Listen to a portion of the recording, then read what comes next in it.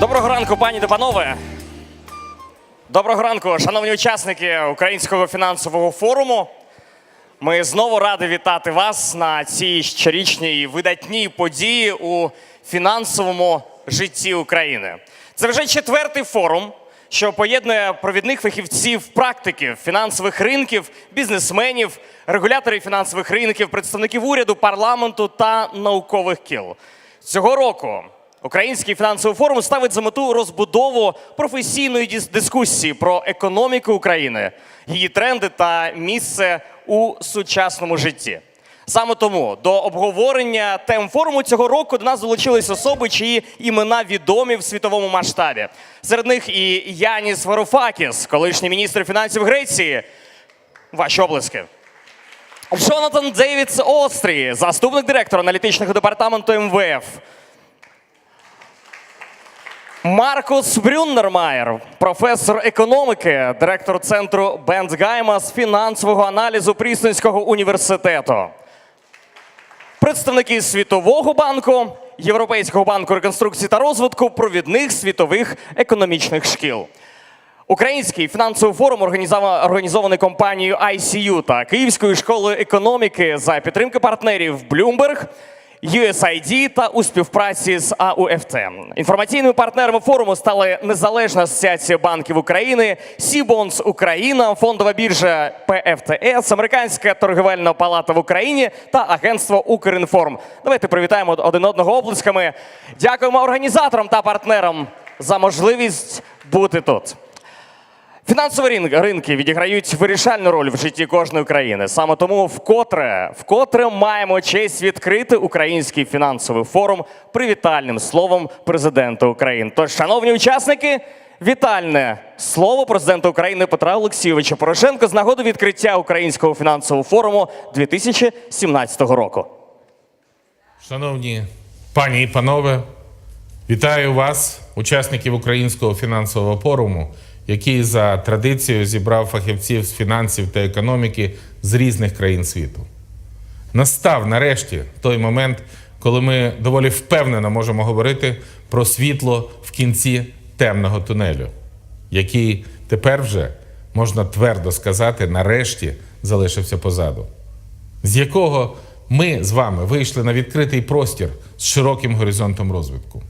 Хай там як, але статистика – головний свідок тому, що найгірше в українській економіці вже точно в минулому.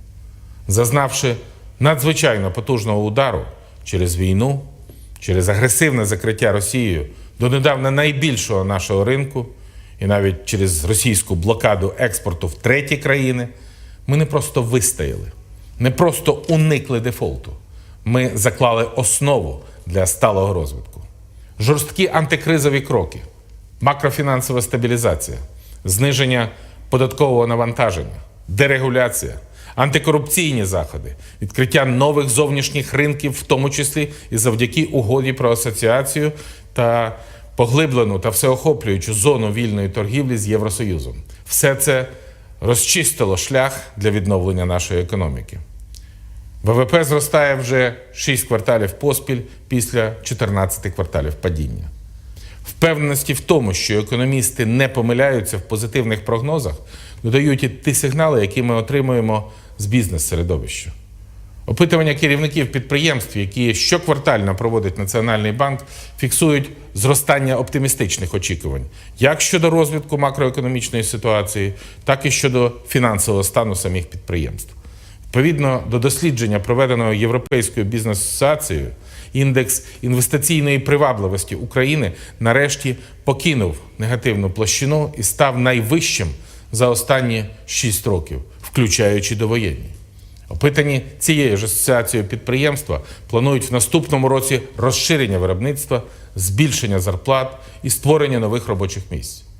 Агентство Moody's підвищило кредитний рейтинг України і прогноз змінило з негативного, який був в березні 2015 року. Поступово він змінюється на позитивний в серпні 2017. Так само і Standard & Poor's підтвердило довгострокові і короткострокові рейтинги в іноземної та національних валютах на рівні B-B зі стабільним прогнозом.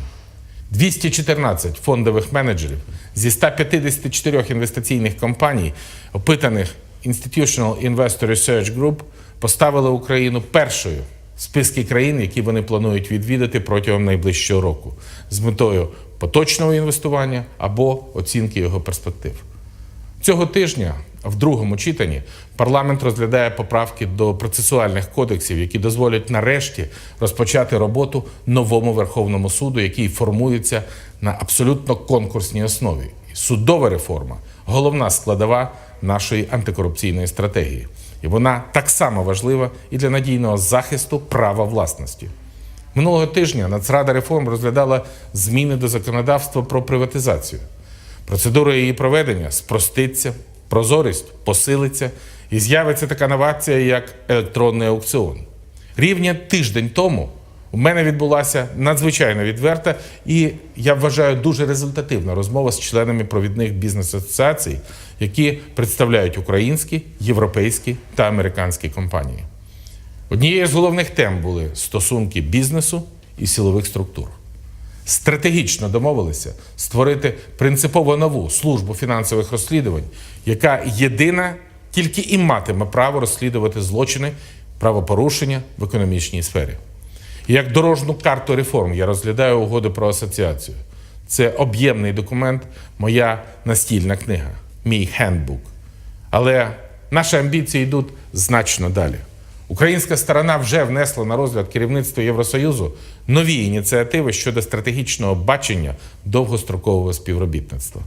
Це приєднання до Митного союзу ЄС, це приєднання до Енергетичного союзу ЄС, приєднання до спільного авіаційного простору та єдиного цифрового ринку.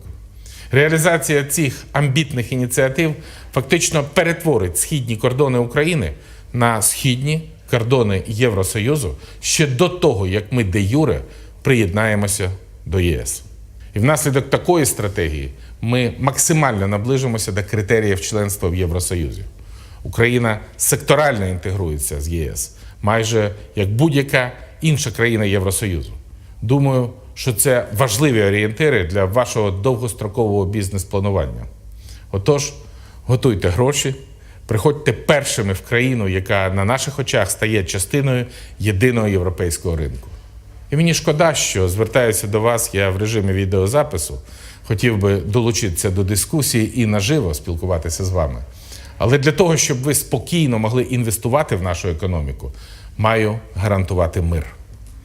І до Нью-Йорка, на Генеральну асамблею ООН, я цього разу вирушив з метою нарешті розпочати переговори, які ми згодом мали завершитися рішенням Ради безпеки Організації Об'єднаних Націй про розміщення блакитних шоломів ООН на тимчасово окупованій території Донбасу. На всій, включаючи україно-російський кордон. І це б уберегло б нас від ескалації бойових дій, забезпечило б колосальний прогрес у виконанні безпекових пунктів Мінська і відкрило б шлях до політичного врегулювання. Зараз, як ніколи, ми маємо об'єднати наші зусилля для продовження реформ. Держава повинна захищати бізнес, дати йому вільно працювати, забезпечити захист інвестицій. А бізнес, з свого боку, має нарощувати прибутки, чесно сплачувати податки і створювати нові робочі місця. Багато нових робочих місць. Я щиро бажаю вам успіху в досягненні цих цілей. І слава Україні!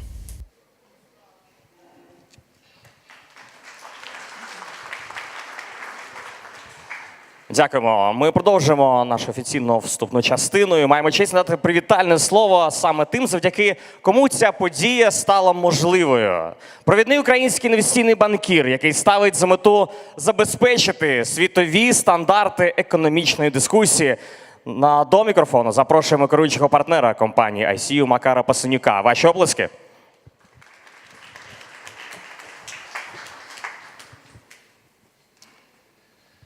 Ladies and gentlemen, good morning.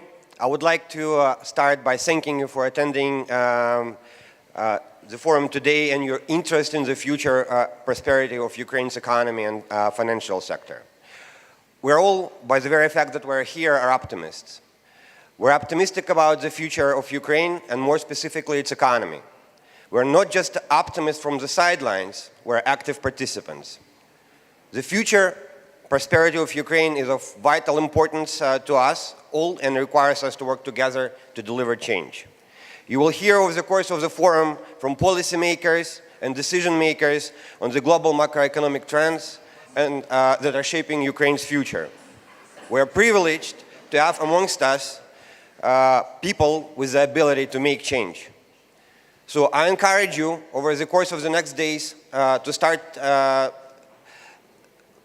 the thing of promoting the positives and repairing what is broken. Ask questions, challenge one another, engage in discussions with speakers, colleagues, and friends in the audience. Self-evaluate, try to find solutions to the big issues or answer one question. And of course, think positive. Thank you.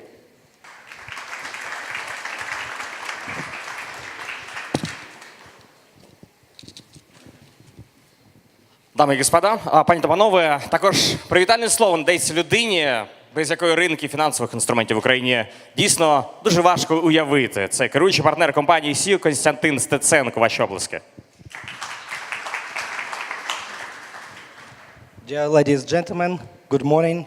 It's very nice to see all you together this early morning. So sorry for early starting this morning, but we really have very tough and intensive program today. This is not time for gloom. There is reason to be cheerful. The outlook for Ukraine is better than for many years. The World Bank is predicting growth for the second year running, following a 20% increase in fixed investment in 2016. Growing levels of investment will contribute to the future prosperity of Ukraine. Growing confidence means our bond yields have fallen dramatically, non-residents have been increasing their purchase of debt, and our government has completed its first sovereign bond issue since 2014. Markets have realized that the worst fears following the invasion have been overdone in the wake of political reform and our renewed determination to trade with the rest of the world. None of these achievements have been easy in the world of strife. Some of the biggest challenges of our time are sitting on the doorstep of global leaders. They are demanding solutions and not often finding them. But people are now starting to rediscover the positive. Now the evidence of recovery is so strong. We are on the road of recovery, and normality and prosperity can be seen on the horizon. I mean this in terms of numbers and from my experience. Many of you will notice the changes in Kyiv and Odessa and all over the Ukraine. The future of Ukraine is in the hands of its people, its politicians, and its institutions. We must work together to ensure a prosperous future, free from corruption and economically self-sufficient. Over the next 2 days, our lineup honored speakers and panelists will provide a unique insights on the challenges that need to be overcome and identify the opportunities that need to be exploited. I wish you a pleasant stay in Odessa. Ignore the naysayers, if you please. Enjoy the conference. Thank you very much. Дякуємо вам. Пані та панове, ми хочемо оголосити ще одну дуже важливу частину, а саме звернення до учасників Українського фінансового форуму 2017 року від заступника директора аналітичного департаменту МВФ. Я дуже прошу привітати на сцені Джонатана Девіда Острі.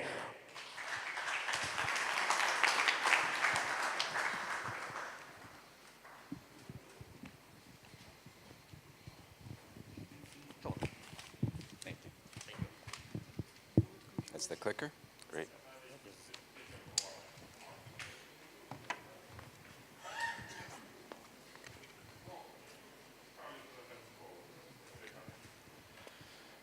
Good morning. It's really a pleasure to be here, back in Odessa, amongst you all. And I'm very grateful to the organizers for inviting me today. It promises to be a very interesting conference. When I was first invited, I discussed a little bit with Yuri Gorodnichenko what I might talk about. And we agreed I would talk about two things. One is about how to make globalization more inclusive, and the other the role of lack of inclusion, rising inequality in making growth more fragile, and so flipping that around, how to make growth healthier and more sustainable, and in particular what the role of inclusion and hopefully more equality at the national level might have in that goal. I have to give the usual disclaimer, which is these are my own views and not the views of my institution, the IMF. So let me sort of give you a little bit the narrative that I'm going to pursue, which is that we all know that globalization, as it's evolved over the past few decades, has not been terribly inclusive. And a lot of the discussion, I think, and the dominant narrative is really that we have to press ahead with the globalization process because it has been so successful at lifting so many millions and billions of people out of poverty and raising average income levels across the world. And that is, and that is certainly true. And then there is a part two to the narrative, which is we have to work harder on complementary policies to make globalization more inclusive. So I read the dominant narrative as move forward pretty much in a business as usual way with respect to globalization itself, but pursue a range of complementary policies that will make it more inclusive. So I don't see in that dominant narrative anything about thinking about the design of globalization itself, whether we want to put any sand in the wheels of that process or tweak the design in any particular way. It reminds me a little bit, the analogy is not perfect, but it's a little bit like the debates we had a decade ago about how we should deal with asset and credit bubbles. Do we try and use a range of policies to mitigate their inflation during the boom years, or do we, as Alan Greenspan often argued, simply do a good job tidying up ex post? I think the dominant narrative on globalization is we will tidy up, we will pursue, we will look after the losers in a sort of ex post way. And maybe I will have something to say about that. And then the second part, of course, which is related to the first, is if globalization, which is being pursued not really to promote inclusion, but to raise the average living standards across the globe, if as a sort of part and parcel of increasing globalization, there is a systematic tendency for some people to be left behind, we have to ask whether the excluded and the rising national inequalities that seem to be part and parcel of globalization might themselves come back to bite you in your objective of promoting high average sustained growth. So if rising national inequalities are themselves an impediment for sustained growth, if rising national inequalities are reflected in more fragile and less healthy growth, then even if you don't care about rising national inequalities for moral or social reasons, and we all have different views about what the social welfare function might be, I think you still are forced, even from a narrow getting growth going sustainably perspective, you need to care about what is going on with inequalities at the national level, because it may turn out, as I've argued in some recent work, that high or rising levels of national inequalities are reflected in more fragile, less sustainable growth. The only other preamble comment I want to make is the nature of this audience means I'm not going to present a technical presentation today. I'm going to do something that's more a kind of storytelling narrative kind of analysis. But for the more academically minded amongst you, this work is all based on rigorously argued, vetted academic publications in journals like the AER and the EJ and the JIE and so forth. And by way of shameless advertising, it's based on two books that I've co-authored and that will be coming out. Well, the first one will be coming out, which is on aspects of financial globalization, this year published by MIT Press, probably launched at the end of the year. And the second will be on rising national inequalities, what is behind them and what to do about them, which will be published by Columbia University Press next year. So I've done my advertising for those two books.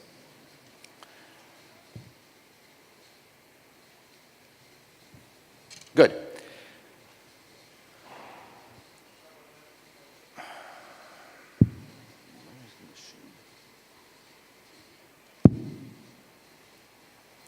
Good. So, I mean, you're all familiar with this narrative, which is the tremendous benefits that globalization has brought, lifting average living standards across the globe, narrowing gaps across countries in average living standards.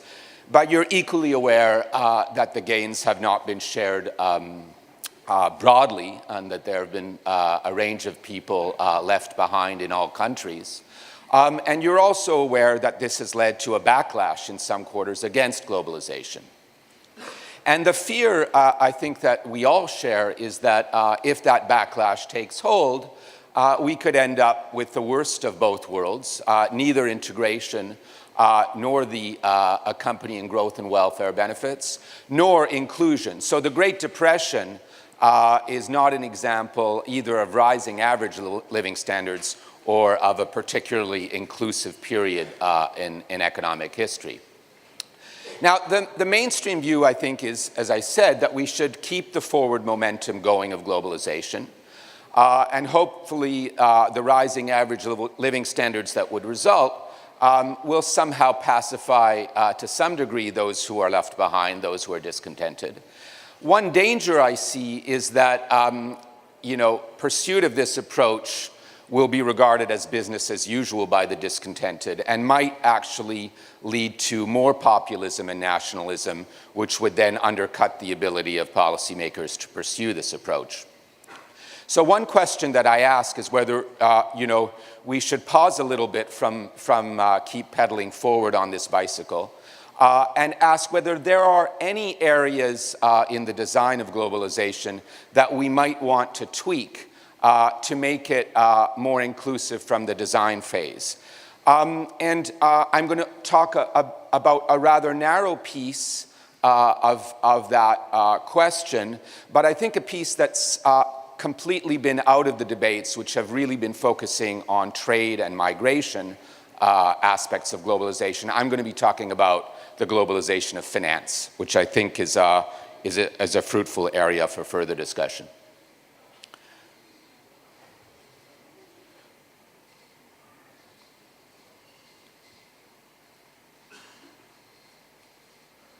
The great thing.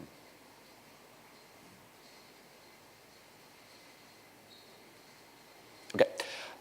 So the second area that I want to pursue is this connection between inequality and growth. Many of you will recognize what is on this slide. Really what I call the dominant macroeconomic narrative, which is that we really should focus on growth and not its distribution.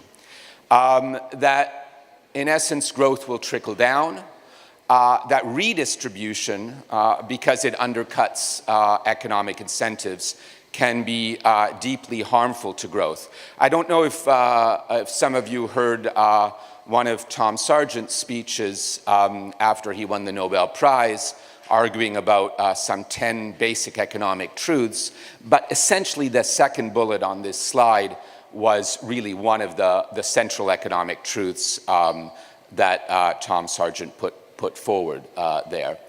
And I think part of the dominant narrative is that we also, to some degree, know what will deliver growth. A range of structural reforms, liberalization, deregulation, greater openness to trade, to capital, to foreign workers, and of course macroeconomic stability, low public debt, low inflation, macro rigor.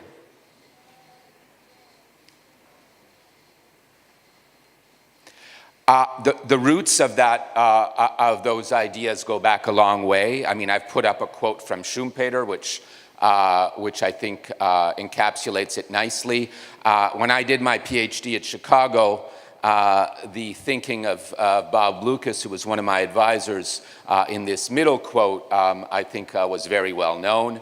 And of course, the last quote, which is perhaps less well known, but really is a springboard for my talk, which I read, of the tendencies that are harmful to sound economics, the most seductive, and in my opinion, the most poisonous, is to focus on questions of distribution. So I think I'm going to politely disagree with that notion.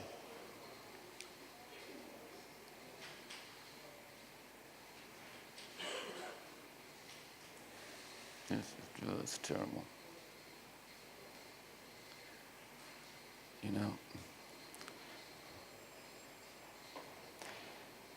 Sorry about this, but this clicker is not the best.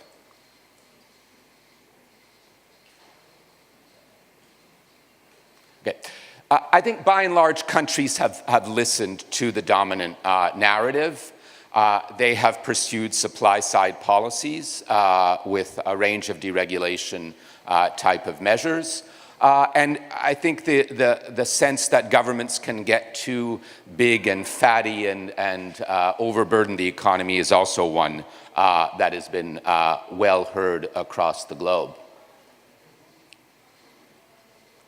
I'm going to argue for a slightly different approach to these questions, which is that we need to analyze growth and distribution together. So the notion that a focus on distribution is fundamentally counterproductive, as in the last quote from Bob Lucas, I think is mistaken. And really, we are going to have to learn to walk and chew gum at the same time, because if I'm right, as I'm going to argue in a minute, that a failure to focus on distribution might itself undercut the ability to sustain growth in a healthy way, it would be a dangerous gamble to fall into the trap of saying, let's just get growth going and we'll deal with distribution after. We might have to deal with both together. The other thing is that, across the full gamut of economic policies that we consider as policymakers and in academia, I think many of these policies pose equity efficiency trade-offs. And so whenever there are these trade-offs, you want to take into account in the design phase of the policies the distributional effects, even if the primary purpose of those policies is not a distributional one, but one that is designed to grow the pie larger. And these different areas, I'm not going to talk about them all today, but I have a paper on growth equity trade-offs in structural reforms. I have papers on the role of what fiscal consolidation does to distributional issues. And I'm going to talk mainly about the middle one today, so it ties into the globalization theme, which is how the globalization of finance affects both distribution and the aggregate outcomes, efficiency outcomes. So, to give you the punchline of my work on growth and inequality, the title of one of the papers is that, fragile growth and rising inequality are two sides of the same coin, and that's the point that's developed in that paper. Virtually all policies pose equity efficiency trade-offs. For example, many supply-side policies, deregulation policies, will deliver increased growth, but they will also tend to have distributional consequences. Globalization, as we all know, doesn't, as a matter of theory or practice, work for all, and I'm going to focus mostly on financial globalization here. What we are able to document is that episodes of financial opening, indeed very much like episodes of domestic financial deregulation, I'm not going to talk about that today, but it is related to other work we are doing. These episodes tend to be followed by rising inequality, and in the case of external financial liberalization, not the case of domestic, little aggregate benefits for growth, and of course rising volatility. Not going to talk about the last one, it's in another paper, but episodes of austerity, I think it's become well known, have a short-term growth cost. Of course, that's not a reason that they may not be needed in certain circumstances, especially when markets have cut you off. But there are episodes where countries, I think, pursue fiscal consolidation out of some desire to bring about a lower national debt level, even though they are not really being pressured by markets to do so. So they have a choice, as it were. They have plenty of fiscal space. They are in a green zone, what we call in our paper a green zone as far as fiscal space. And nevertheless, they do pursue fiscal consolidation under the guise of sort of increasing their room for maneuver in case bad things happen tomorrow, and also to lay a firmer foundation for long-term growth. But what oftentimes these situations don't take into account is that the transition from high debt to low debt itself involves either raising taxes or cutting productive expenditures, and there is an economic cost to engaging in those fiscal consolidation episodes, both for aggregate growth and also on the distributional side. But I won't go into that today. So, one of the things that you will recognize is sort of some tie-in to recent debates. I mean, we all, I think, share to some degree concern about the impact of rising inequalities, a lack of inclusion from a social point of view, a moral point of view, political capture by the elites, etc. One of the things that we want to stress is that there is a direct economic cost to rising inequality. It tends to make growth lower and less sustainable, less durable. There has been a lot of concern about distributional effects of trade, from migration, but I want to put on the table an under-discussed area, which is financial globalization. I would say two things. Our finding is that it contributes as much to rising national inequalities as trade, and indeed as technological change. But it also, and it contributes, we have evidence that it contributes to reduced bargaining power of workers and lower labor shares. So it's one of the factors behind that. And when we think about really trying to have a more inclusive approach to trade integration, what it means is that we are going to have to apply more fiscal resources, amongst other things, to bring the excluded, the losers from trade globalization, bring them to a situation where they can have productive jobs with dignity that are sustainable.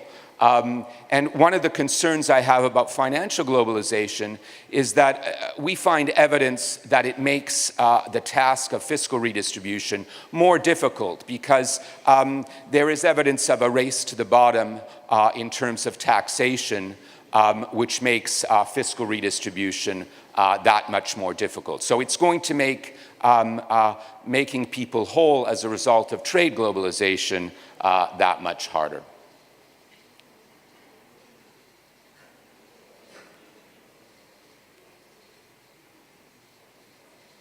Okay, so I'm going to zoom through some of these things. Now, as I said, I'm not going to go through the models and the issues of causality that are covered in the academic papers that have come out or are coming out in the next few months. But let me just say that just based on the raw data, I think there is some evidence, some quite persuasive evidence, that higher levels of inequality tend to be followed by lower growth over the next 5 or 10-year periods. And then when you think of redistribution, there isn't a lot of evidence that it is particularly harmful. In fact, the correlation here seems to be close to zero. If anything, it goes the wrong way. And we have done a lot of empirical work controlling for all the other standard determinants of growth, trying to take into account causality issues insofar as we are able to do so. And what we come out with is that, in fact, inequality on average over the past several decades across countries developing, emerging, advanced, has been harmful to average growth. And that redistribution, far from being a big cost, far from carrying a large growth cost, because of the greater equality that it induces, can be a win-win policy on average. It can improve equality and in so doing raise economic growth. And of course, there are a variety of channels through which this might occur. When you improve access to health, to education, to nutrition, to the credit markets, indeed to the political process from those who are excluded, there is a decent chance that these people will become more productive citizens and will help you grow at a higher rate. One of the things that we also looked at in some recent work, we asked sort of what makes growth sustained rather than what raises the average level of growth. And the idea really is that when you are trying to close the gap between rich and poor countries, what is important is not so much getting growth going, igniting growth. It is really the ability to sustain growth for very long periods of time, decades or more. And the economic success stories are really those countries that have been able to not only ignite growth, which is a rather common phenomenon observed across the globe, common also and includes many countries whose economic policies one might think of as really, basket cases. So the ability to ignite short-term growth spurts is common and not particularly helpful in closing average income gaps between poor and rich countries. The ability to sustain growth over long periods of time is much rarer. And what we wanted to ask, using techniques that are borrowed from the medical literature, which sort of asks, these hazard models, asks, what are your chances of having a heart attack in X periods of times? What are the proximate determinants of a healthy period of life? What kinds of things, whether it's exercise, diet, or whatever, enable you to prevent an end of a healthy growth spell? So here we ask, what kinds of things will extend a healthy growth spell, a period of strong positive growth? And we find many things that are typically included in the Washington Consensus, but one of the things that really stands out is a relatively equal distribution of income. So societies that are relatively more equal tend to grow in a more sustainable fashion.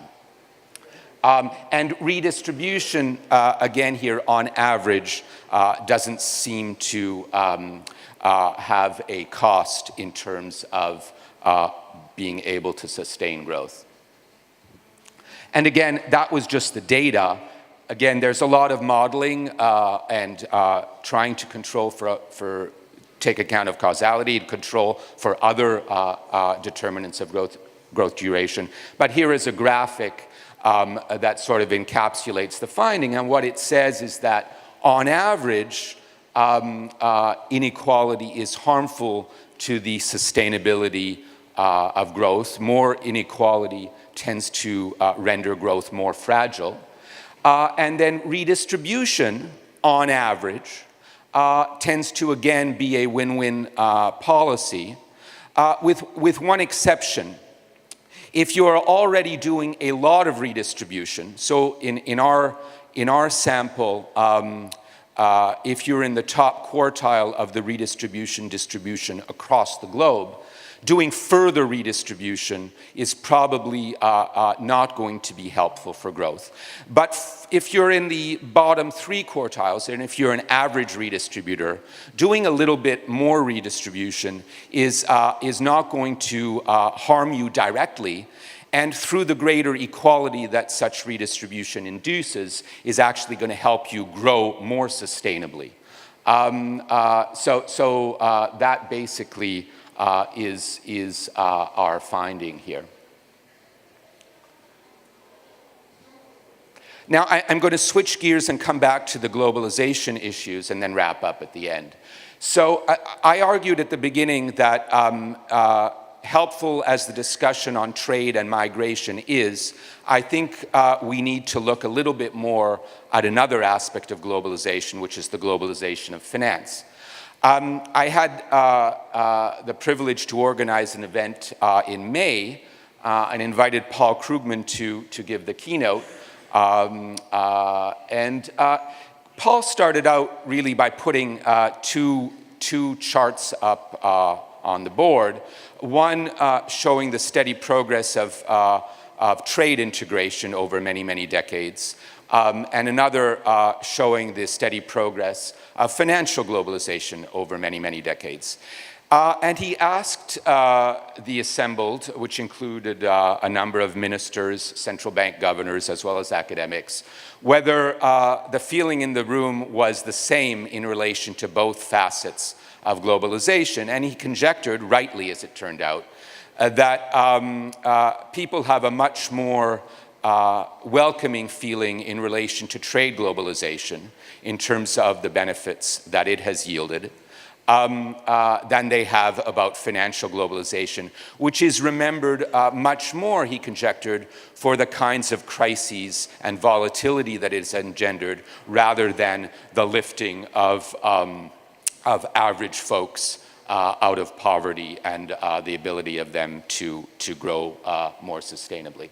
And of course, this kind of a cautious approach in relation to financial globalization has a long pedigree in economics. Keynes was very worried about financial globalization back in the 30s. He worried, in fact, it would make trade globalization much more difficult. But I think that the quotes that I have in the middle of the slide sort of show that people from very different political and economic policy angles share a healthy skepticism about the benefits, the average benefits that financial globalization might engender. And our own work in one of the books I mentioned that we're doing that is done, that is coming out. One of the chapters of that book really summarizes all of the available evidence on the empirical effects of financial globalization. And I think I would summarize it as in that first bullet, that really the evidence is really quite weak and mixed of sizable growth or risk-sharing benefits from financial globalization. That is not true of trade, where there is much more persuasive evidence of strong growth effects. There is indisputable evidence of effects of financial globalization on volatility. Again, not true of trade. And of course, support for trade is going to require a greater use of fiscal resources to remedy the distributional impacts. And as I mentioned a second ago, financial globalization may make those resources for redistributive purposes more difficult to obtain, because when there is a lot of mobile footloose capital, countries tend to engage in sort of tax-reducing wars, and there's what some people have called a race to the bottom on taxes. Financial globalization, though, makes the distributional challenges even greater. So we have sort of this problem coming at us from both sides. And of course, as I argued in the first part of the presentation, the equity challenges from all directions are directly challenging the sustainability of growth.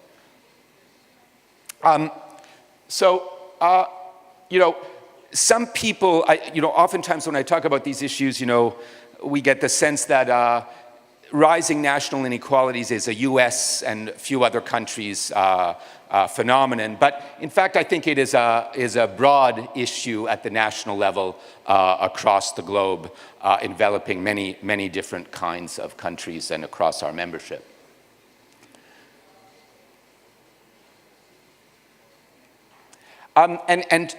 As I mentioned, this issue of rising national inequalities is of concern for the guardians of globalization, because both higher inequality and reduced social spending and a reduced focus, excessive caution about redistribution, I think there is some evidence that that lies behind rising support for protectionism and nativist kind of policies. So we need to be concerned.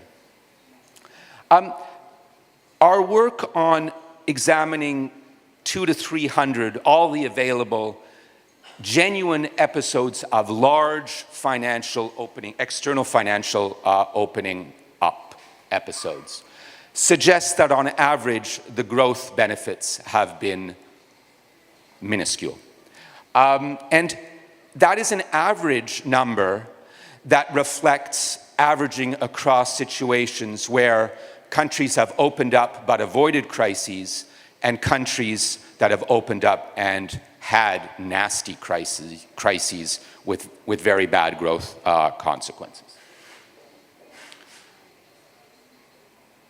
In a paper we had earlier this year in the AER Papers and Proceedings, we documented the extent to which financial inflow surges lead to busts of such severity that they result in full-blown financial or other kinds of crisis.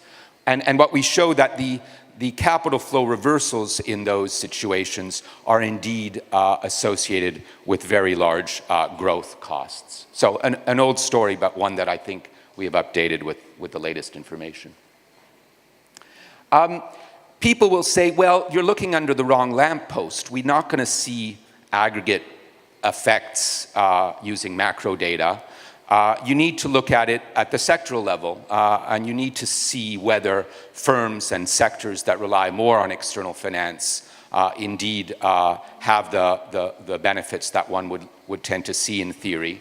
And we do this, and we find some evidence for that. I'm not sure they would make a front page news in the Financial Times or get as a leader in the Economist. They are there. They are statistically relevant. They're not that large. But again, conditioning on whether the economy in the end had a crisis or not, whether it meets certain thresholds of financial depth and inclusion, these conditioning effects do also matter in terms of the sectoral responses.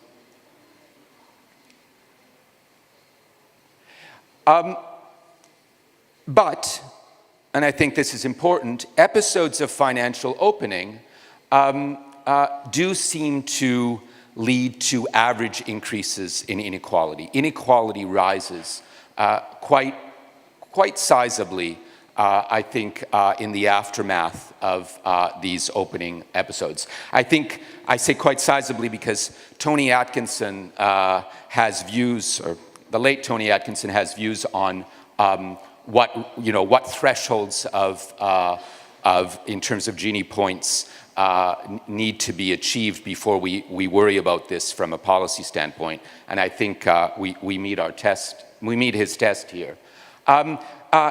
It's true on average, and it's of course the crisis, no crisis division is also relevant, but it matters on average.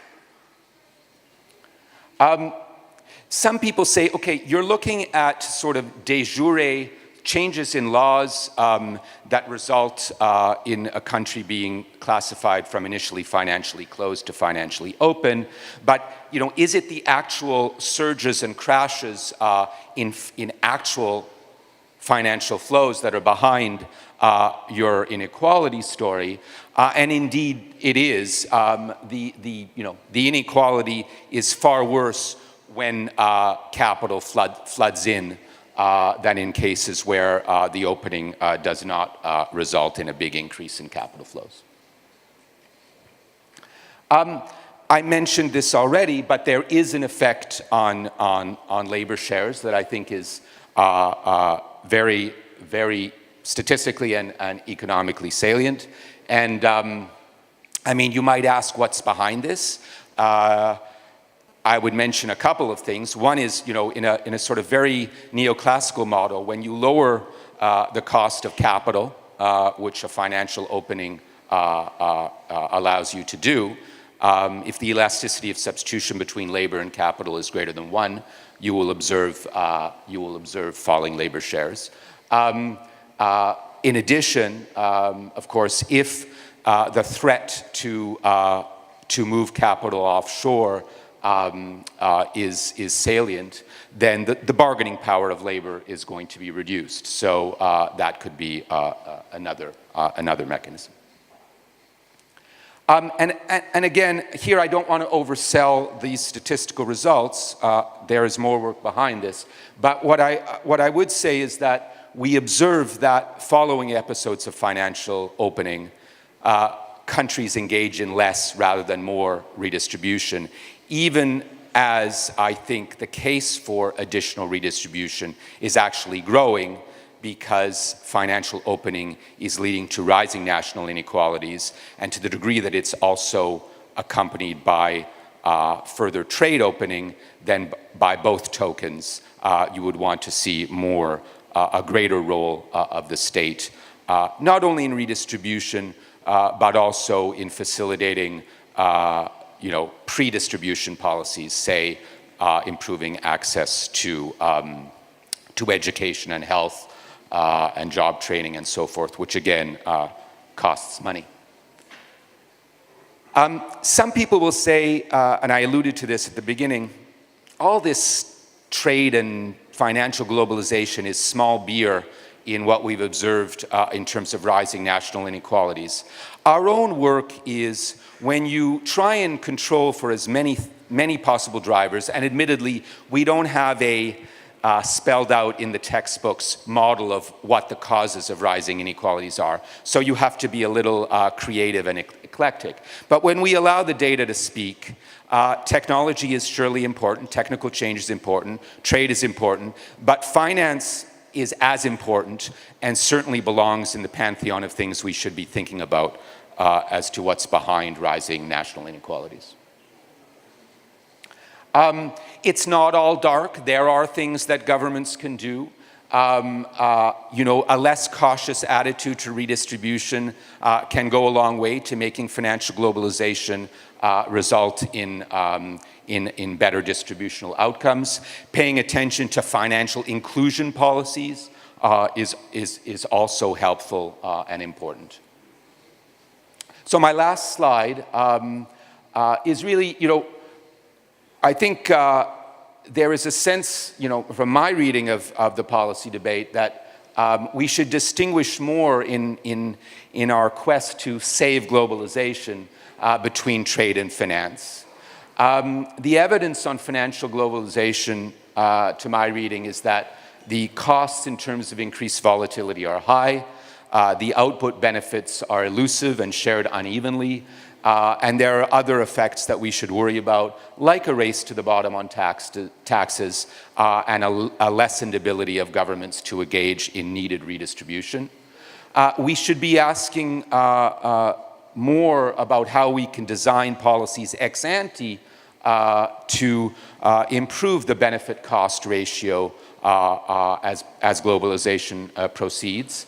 And I think, on finance, I think one of the things, we should be looking more at is not so much the use of capital account regulations and macroprudential policies to manage the cycle of boom and bust, but really also more structural measures that would enable countries to achieve a better mix of capital flows in favor of flows that are likely to improve growth and risk-sharing benefits for the country and reduce volatility costs. And of course, sequencing matters. We need to pay more attention to financial depth and inclusion before we embark on further moves to deregulate external finance. Things like financial inclusion and redistribution can result in better outcomes, both on the distributional side and through that on the growth side. Thank you.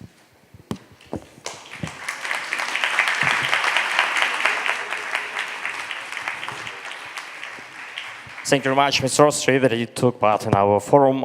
Ваші оплески, пані та панове. Дякуємо вам. Ну, ми вже готові перейти до дискусійної частини нашого форуму.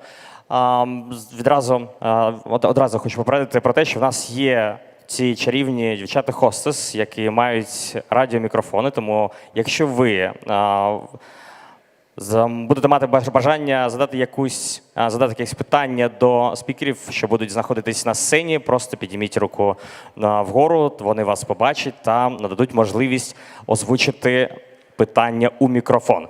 Тож, пані та панове, ми переходимо до панельної дискусії ключових спікерів.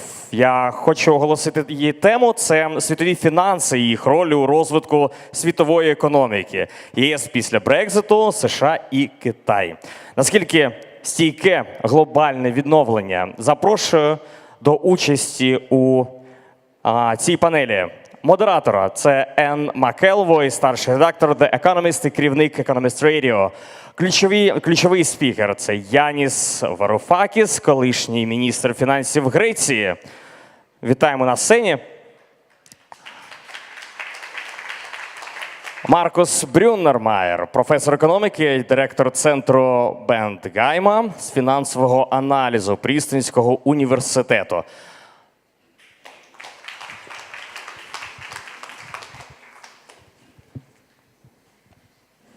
Прошу.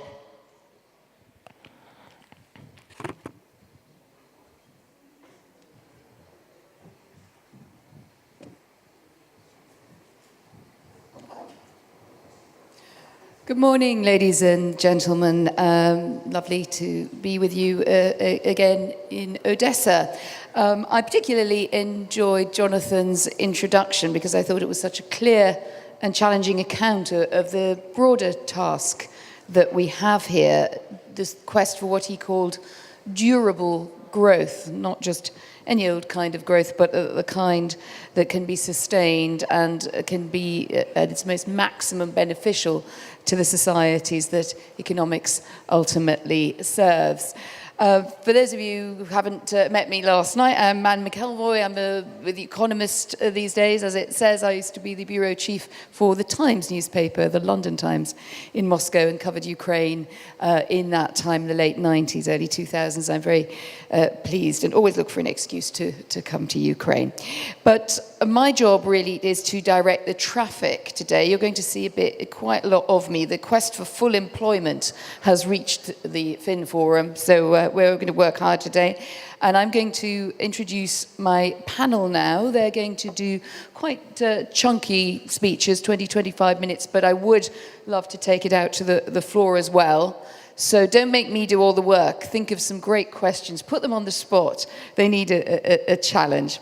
Next to me is Yanis Varoufakis, former finance minister of Greece, will be known to you, many of us, as one of the most stimulating speakers, I think, on the economic and political economics circuit. So I'm sure that he will live up to that billing in just a moment. And next to Yanis, Markus Brunnermeier, professor of economics at Princeton. And I've very much enjoyed reading some of Markus's work recently, and in particular the kind of challenges that he has been issuing to the finance minister in his original home country in Germany about the response of austerity to the Eurozone and beyond. So I think he will lay that out in his own more elegant way very shortly. But Yanis, would you kick us off? Our subject is global finances, the world economy, EU after Brexit, the U.S.A. and China. Not very much for you to sort out there. Off you go. Good morning, ladies and gentlemen. Thank you so much, Anne, for the introduction. Thank you to this forum for the kind invitation. I suspect that amongst the speakers, I'm possibly the only one well qualified to feel for the Ukraine, to the extent that we Greeks and you Ukrainians suffered more or less the same loss of GDP over the last 10 years. We suffered a little bit more, but let's not have a contest along the lines of Monty Python, who had a worst experience in life. But allow me to make a point which I think is not insignificant. At least you folks, you've had a war. You've had an external threat. I'm not going to take sides on this, but it's a fact. And you also had, prior to that, you had a squeeze which was externally induced regarding fuel prices. So in other words, if you're a Ukrainian, you don't need to become a very accomplished economist in order to understand what went wrong in the case of the Ukrainian economy. When you have guns blazing, when you have a clear and present threat from the outside your borders, it's very easy to see why your economy has suffered. Of course, that does not mean that there are no endogenous issues within and structural issues within the Ukrainian economy that are to a large extent also responsible for your situation. Whereas we Greeks, in the last 20, 30, 40 years, we experienced stability, inclusion in the European Union, inclusion in the European Monetary Union. I remember immediately after our entry into the Eurozone, we had a period, many years, of 5% growth, real GDP growth, and the whole of the establishment in Greece, but also in Europe, were treating Greece as a success story. And suddenly, the bubble burst, of course, and people were puzzled. This puzzlement, not knowing what hit you, what went really wrong. Everybody has a theory, of course. But this puzzlement, when you have the lack of an external, clear foe, an external cause, like you did here in the Ukraine, is soul-destroying. It causes a lot of soul-searching, but it is also a source of great existential angst for a country like Greece. But then again, we economists, we only have a job. There's only something called economics. Because of this intense puzzlement as a result of the crisis that emerged together with the great opportunities of globalization and of capitalism. And when I say globalization, Jonathan, I don't mean the globalization you're referring to. I'm talking about the earlier globalization of the 18th, 17th and 18th century. The reason why Adam Smith wrote economics and invented the subject more or less was because something remarkable was happening at the end of the 18th century in Britain.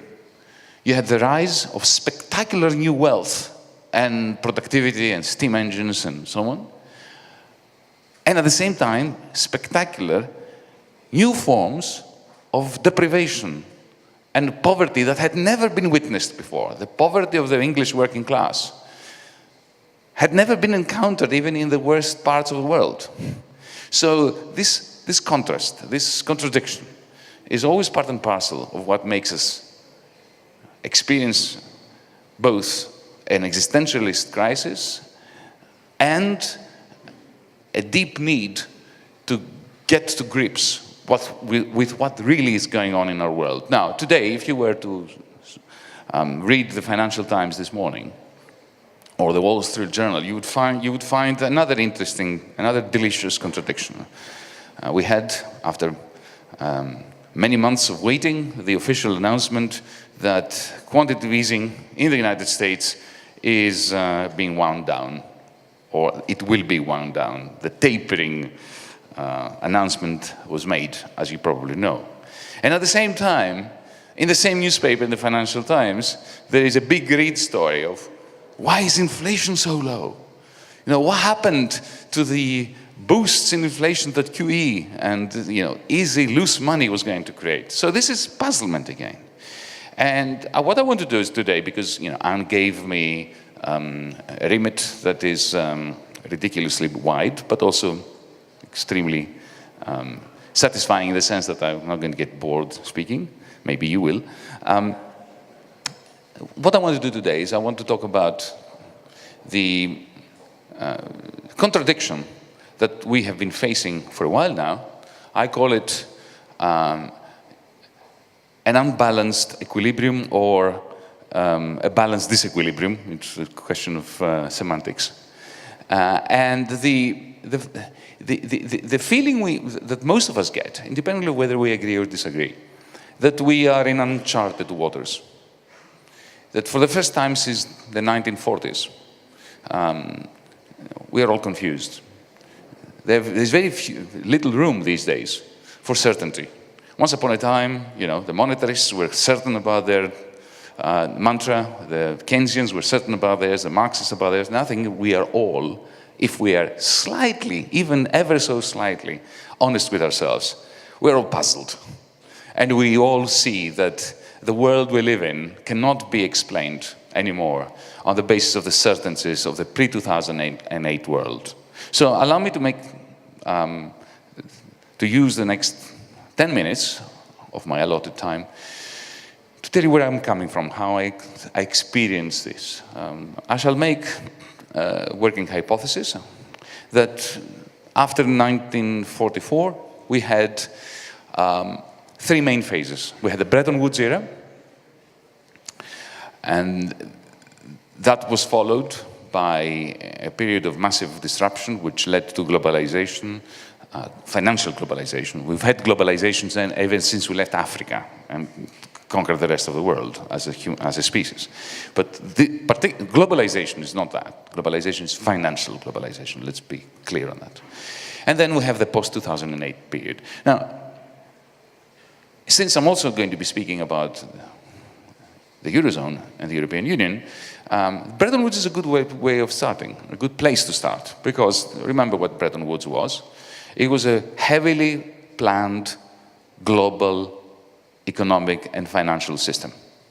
It was a system of fixed exchange rates, that were administered at the level of the IMF as a result of bargaining between treasuries. One may say, well, what's so different to the gold exchange standard of the mid-war period? I'll tell you what the difference is. There's one difference, and it's huge. The difference is not so much whether the currencies were linked pegged to the dollar, which was pegged to gold, or directly to gold. No, the difference was that in 1944, at the Bretton Woods Conference, the global plan that was that prevailed was one that was predicated both on fixed exchange rates and on global surplus recycling, where the one economic bloc that was exiting the Second World War with a surplus, the United States of America, was willfully choosing to recycle its own surpluses in Europe and in Japan. Something that the gold exchange standard did not require. Now, this is important because, you see, when you bind together disparate economies, deficit and surplus economies, with a fixed exchange rate, a peg, or indeed a common currency, as we're doing in the European Union, in our infinite wisdom, the first thing that happens, of course, is that there is a massive flow of capital from the surplus countries, from the surplus regions to the deficit regions. This is what happens every single time you bind together through a fixed exchange rate, a deficit and surplus country. Now, the reason why a surplus country is a surplus country is because its level of industrial development and economic development generally is such that you have excess capacity, oligopolistic sectors that are highly efficient in a Schumpeterian world, sense, and therefore they are bound together with deficit economies, like you have on the panel in German and a Greek. This is a good example here. You bind together Germany and Greece, and you have the Volkswagens and the Siemenses on one hand, with substantial price-cost margins and excess capacity, and oligopoly power, and then you have a stream of haircutters and restaurateurs and perfect competition, not perfect competition, but competition with very low price-cost margins, very low efficiency, very low productivity, and very low indebtedness. Because let me remind you something, well, let me tell you something I'm sure you don't know. The reason why Greece entered the European Union, or was allowed to enter the European Common Market back then, was because we had something that was appreciated in Paris and in Bonn then, and in Brussels. The lowest level of debt, private and public, in Europe. Can you believe that? Private debt was non-existent, and public debt was extremely low. So the reason why capital flows from the surplus to the deficit region is low levels of private debt in the deficit region and very heavy demand for capital. So effective interest rates in the deficit country are higher than they are in the surplus country, only because of the excess demand for credit in poorer, less advanced countries. That creates irrational exuberance in the deficit countries. We Greeks, not we, all of us, but a certain class of Greeks went crazy, buying Porsche Cayennes and French wine on the basis of vendor financing. So, we want your car and we want your money to buy the car with. And of course, because of this, whenever you have a large current account surplus in a surplus country, you also have surplus money splashing around in the banks of the surplus country that is dying to be lent to the deficit country. That creates bubbles in the deficit country, a false sense of growth, the 5% growth I was referring to, and then eventually the bubbles burst. And if you do not have a mechanism by which to control those financial flows before the accident happens and after the accident happens, the burden of adjustment falls on the weakest of shoulders, and then either the monetary union breaks down, or you're going to have austerity-driven repression in the deficit countries, which then cause the surplus countries to try to find markets for their net exports elsewhere, therefore exporting deflation to the rest of the world. This was the case in the 1920s and 1930s. It was the case in Latin America whenever a fixed exchange rate, a peg, was created between the Argentinian peso, let's say, and the US dollar. It was the case in the 1980s in the European Union with the European exchange rate mechanism. That system broke down. Then we created the euro to make it so rigid, so impossible to break, that you had the deflationary spout after 2010. Now, the standard narrative today is that we have overcome all this. We've come out on the other end, and despite the architectural problems in Europe and in the global economy, we have recovered. Well, allow me to argue against complacency. As a Greek, I've suffered the ill effects of complacency. We have been, as a nation, complacent for far too long. I look at the federal election campaign now in Germany and I recognize the same complacency, that business as usual is the optimal strategy. It was not our optimal strategy in Greece in 2002, 2003, 2004. It's not the optimal strategy now in Germany or indeed anywhere.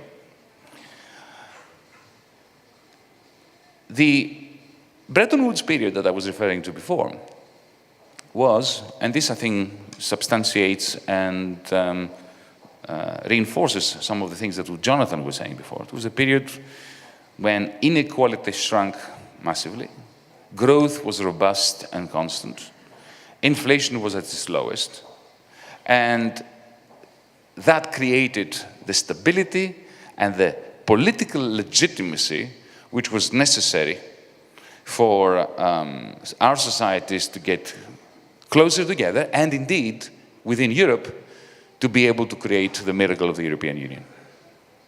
But it was American managed. We Europeans have this amazing audacity of celebrating the European Union as a European achievement. It is not a European achievement. It was an American design implemented to a very large extent by American decision makers and administrators against the will, particularly of Paris. But that's a big story. I'm not going to get into this now. It's another talk. Yeah, you want me to speak for 20 or 25 minutes? I've got it here. Okay. All right. I'm going to speak for 25 minutes all up. So I've got a very large clock here, and look. All right.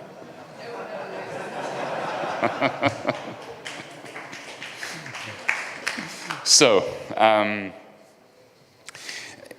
what happened after, Bretton Woods could not survive, and it could not survive because, as I said, it was predicated upon surplus recycling by the surplus nation. That nation stopped being in surplus by the end of the 1960s. Paul Volcker answered a question put to him by Henry Kissinger in 1970, a year before the end of Bretton Woods.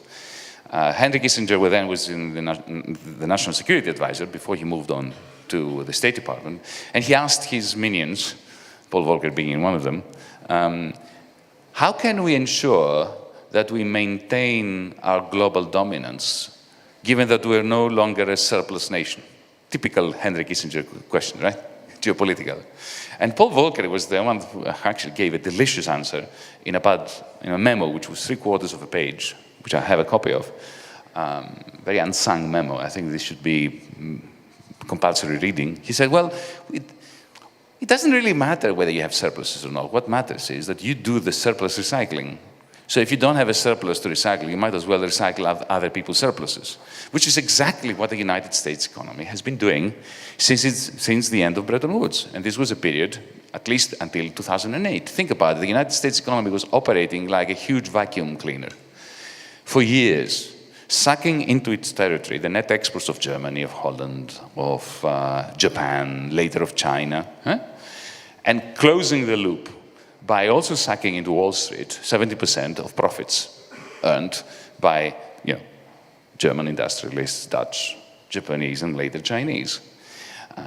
And of course, financialization was absolutely essential for that. Because you cannot have a tsunami of capital rushing into Wall Street from all over the world, day in, day out, about 5 billion net every day on average per working day for a period of 28 years, without deregulation. So the regulation was not something that was ideologically driven. The ideology came later. The ideology of neoliberalism, for me, was the essential rebooting of the mindset that went hand in hand with this recycling mechanism, this unbalanced equilibrium. Unbalanced because what was going on between the late 1970s and 2008 was the deficits were getting larger, the imbalances, both in terms of current accounts and capital accounts, were growing, but the two were finding a kind of dynamic equilibrium and creating the requisite demand for the gleaming factories of Germany, of Holland, of Japan, and later of China. On the back of this tsunami of capital, of course, what happens when you give bankers a few billion every day to play with, even if you give it to them for 10 minutes? They find ways of wagering it. They find ways of making it grow. They find, exotic instruments by which to, divide and multiply it. And this is exactly what happened. In 2008, those pyramids, as we all know, I'm not going to tie you with things we all have experienced and still experience the repercussions of, they just imploded. Now, the tragedy is that this is how we move into the third period, the third phase after the Second World War, in my estimation. Even though the current account deficits have come back to where they were before before the crisis of 2008, the capital flows have not. The capital flows remain unbalanced, but now they're unbalanced in the sense that they are failing to provide capital for companies and enterprises and economic activities which are capable of producing the good quality jobs that there is such a dearth of. So we have a structural break in the history of capitalism. This constant dearth of aggregate demand, this incongruity, if you look at, for instance, the rate of return to capital that is being used in order to buy back the shares of their own company, which has been the last couple of years, has been something like 200, it's been almost twice the rate of return of other equity and a multiple of the real interest rate. That simply tells you that we are facing a unique imbalance between aggregate savings and aggregate investment in productive activities.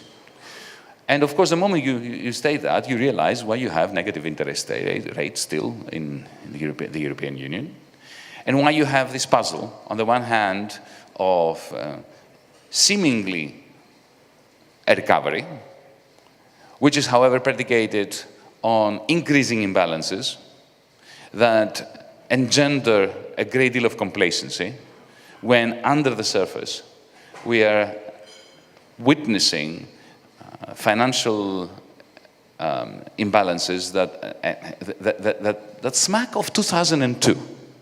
And I mean 2002. Remember 2002? It was a year after the dot-com bubble burst, and when loose money made everybody think, oh, well, it's okay. The Great Depression has been, or a recession, a large recession has been avoided, or a depression has been avoided. The simple point I'm going to make is that never before in the history of capitalism did we need a rethink about the global financial architecture. I'm going to just put it on the table so that we can then have a discussion about this and some controversy, that today we have as much of a need of a recalibration of the global architecture as we did in 1944. We need a new Bretton Woods. By this, what I mean is we need to have another meeting of the G20, the G30, the G40, to discuss two things. Firstly,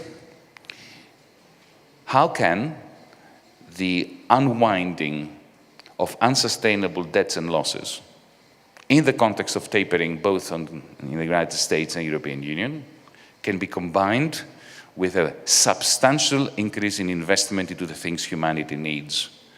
Markets have proven beyond reasonable doubt that they're incapable of effecting this recalibration, just like they were incapable of doing it in 1944.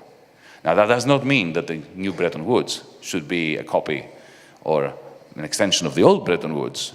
We are never going to go back to fixed exchange rates. But the old certainties of a strict and cozy separation between fiscal policy and monetary policy, between money and debt, certainties that we had. Money and debt are much more intertwined since financialization than they've been. Fiscal policy and monetary policy, especially in the European Union, especially the European Monetary Union, are one and the same thing. Ask Mario Draghi, he knows.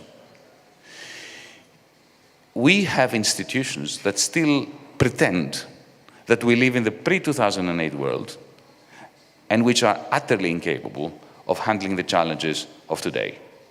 Countries like ours, like Ukraine, like Greece, like Germany, we have a lot of homework to do, as the Germans would say. We have a great deal of reforming to plan and implement. But the major problems we face, which are four: public debt, private debt, and banking losses, underinvestment at the global scale, except China, which is the only counteracting force. We'll discuss this later if need be. And fourth, the rise of new forms of poverty and exclusion. These are common to all of us. They cannot be sorted out in Ukraine by Ukrainian action. They cannot be sorted out in Germany through German action. They cannot be sorted out in the United States, especially in today's ungovernable United States of A. It's a bit like climate change. All of these four realms, either we get together, like we did in 1944, maybe not in New Hampshire, maybe in Germany somewhere, Bavaria, let's say, or we're going to be constantly reliving different variants of the crisis that began in 2008. Thank you.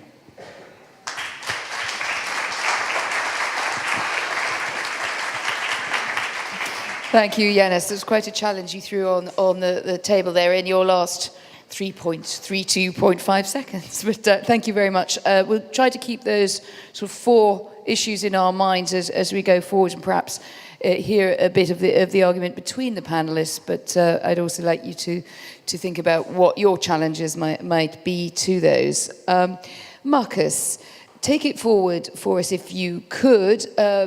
You're author of, just while you settle in at the podium, of The Euro and the Battle of Ideas. But more broadly, I think your aim is to kind of modernize a view of macroeconomics. You've been quite contentious in some of your solutions, but I don't think anyone could doubt the ambition of your undertaking. And I think to this extent you take up very well where Yanis left off, suggesting that we need a full reconfiguration and a rethink about how our economic and financial systems mesh with each other. So tell us your view. Thanks a lot, Dan. It's a pleasure and honor to be here. Thanks for the invitation. Indeed, I would like to talk about the global financial architecture, but I will scale it down a little bit to the European Union, and I will talk something related which I covered in the book I wrote with Harold James and Jean-Pierre Landau on what are the issues in the European Union. I think with Brexit and with Ukraine moving closer and closer to the European Union, it's important that Ukrainians also know how Europe is working and how different parts of Europe are ticking and thinking differently about economics. And this book is very much contrasting different views about economics, which is, I depict a little bit in a black and white fashion. And I also put it very much into a French versus German view, but I think you can put it more generally. You can put it, the German view, if you include, the Nordic countries, Netherlands and all that, it's very much the way they think as well. But if you think about the Mediterranean countries, I think more like the French countries. And I make it a little bit stark into black and white to see the sharp contrast in the way of thinking. And perhaps you can tell me later on, where's the Ukrainian way of economic thinking fitting into this picture? So, to figure out where to point the clicker to. Okay, over there. So what I will do is I will actually focus here on this Rhine divide, the River Rhine, which is between Germany and France. And so what are the differences? And I want to focus on 4 dimensions where the economic thinking is quite starkly different. And I will do it in a black and white fashion a la Max Weber, where you have these ideal types. So the world, of course, is much more gray. It's not so black and white, but I think it helps sharpening the distinctions in order to see the way it works. The first difference is that, the French view is much more, when there's a crisis, you intervene. There's much more interventionistic. You have a lot of discretion to intervene. There's one president or one king traditionally who can intervene a lot, while the Germans are much more restrained from this because they have all these rules. There are ex-ante rules which fix what you can do, essentially. So there's this huge debate about discretion versus rules. And of course there is this big academic literature which is related to timing consistency, which says essentially if you have a lot of discretion, then you can do a lot tomorrow and nobody believes you today. If you tell somebody, I will not do it, they say, oh, tomorrow you can do it. But if you have rules which constrain you tomorrow, then you're much more credible and predictable what you will do down the road. So you can actually commit to something saying, oh, I will not do this, I will not inflate my way out. So your inflation target is much more credible if you have clear rules, rather than a lot of discretion in your toolkit. Now, if you might think the French view is a lot of discretion, it's actually not correct. The French view is much more subtle than this. It has a lot of discretion, a lot of intervention in some dimensions, but to compensate this, they really commit in other dimensions a lot. So in other dimensions, they don't have any discretion at all. They have a lot of self-commitment. And I call this, they put on a straitjacket. They cannot move in some dimensions at all, and willingnessly, they actually commit to that. So essentially, it's essentially a combination of this. In some dimension, you have a lot of discretion. In other dimensions, you have no discretion at all. While the Germans have a view of stability focus, which is very much focused on, you have a lot of rules and safety valves. So whenever something happens, there's a safety valve, but there's not too much. And let me give you 2 examples where the straitjacket commitment from the French perspective is really there and actually played out in the Euro crisis very significantly. And so the first example essentially is the debt restructuring, which we have seen in the Greek example, and Yanis was very much dealing and was involved in this Greek example. So what's about debt restructuring? If you ask who is most opposed to a debt restructuring of privately held debt, it is actually the French are much more opposed than the Germans. Okay? The Germans are actually more open. They're not so open to official debt restructuring because they're concerns the government, but if it concerns bankers, they're much more open to debt restructuring than the French. And that's, what's happened in Deauville when there was this famous walk between Angela Merkel and Nicolas Sarkozy on the beach of Deauville in October 2010. It was the Germans who pushed through that there will be a Greek debt restructuring. Of course, it took ages until the whole restructuring took place. It only actually took place then in February 2012. But essentially, that actually, was pushed through the German view. And the German view, this also translates into the bank regulation. There's a big battle going on at the moment. How should bank regulation be handled? From the German perspective, having occasionally some debt restructuring is essentially a risk-sharing device where you bring the financial markets in to share some of the risk. If there are really terrible bad aspects and circumstances, then actually there should be some debt restructuring. That's a way to bring the markets in. From a French perspective, they're very worried about multiple equilibria and inefficiency coming from this debt restructuring. And both views, you can say there's some truth to it, but it also reflects how you do bank regulation. Should you, when banks have sovereign bonds on their balance sheets, should they put some equity aside or not? Should there be some equity buffer for this sovereign debt risk? And essentially, there are two views. One view is, the French view said, I would really like a straitjacket commitment, and the way you do a straitjacket commitment is you push the debt onto your own banks, and then you can't default anymore, because if you were to default, you will ruin your banking system, and by ruining your banking system, you really ruin your own economy. Hence, you credibly signal to the market, there's no way you will default, and hence you get a low interest rate. Okay, because the market will say there's no way this country can default on its debt, because if it were to default, it would just destroy the economy because the banking system would be gone. The French view, the German view on the other hand said, oh no, the bank should have some equity cushion if there is some debt restructuring, such that the banks can survive it, and the banks provide essentially some insurance. We involve them into the risk-sharing mechanism because we don't have an exchange rate mechanism anymore, so we need other safety valves, and one of the safety valves is just to allow the capital markets to be part of the risk-sharing arrangement. Okay? And essentially, the way the French commitment works is through a diabolic loop or doom loop. Whenever the sovereign risk is high, then the banking risk will be high. And the Germans would say that's exactly the problem. Whenever the sovereign is in difficulties, the banks will be in difficulties, the banks will not lend anymore to the real economy, tax revenue is going down, the sovereign will be even more difficulties. So that's what you want to avoid. That's why you have to have some risk weights or some sovereign risk exposure limits for banks that should not hold so much of their own national country's debt. So that's one example. Another prominent example is about the international arrangement. When you ask, where in the international arrangement, the French view is and the German view is, and getting rid of Bretton Woods, it were the Germans who always were in favor of flexible exchange rates. And the French who are very much in favor of fixed exchange rate, of highly managed exchange rates. The Germans pushed for this in the 70s and so forth because they saw the Bretton Woods system is not sustainable anymore. So any currency peg and any managed exchange rate, it's much more in the view of the German perspective. Managed exchange is much more the French perspective. So it was also the French in the Maastricht negotiations which prevented any exit rules from the European Monetary Union. And the idea is that once you have exit rules, if you make it flexible to get out of this, there will be speculative attacks and then you will be forced to get out of this. So let's make an exit very terrible. Okay? Any exit should be horrendous. This way nobody can push anybody out because it will be so bad. Again, it's like tying down your hands, binding yourself, not to make any changes. So in certain dimensions, you really have a lot of self-commitment, you really restrain yourself, but in other dimensions, hence you're much more flexible.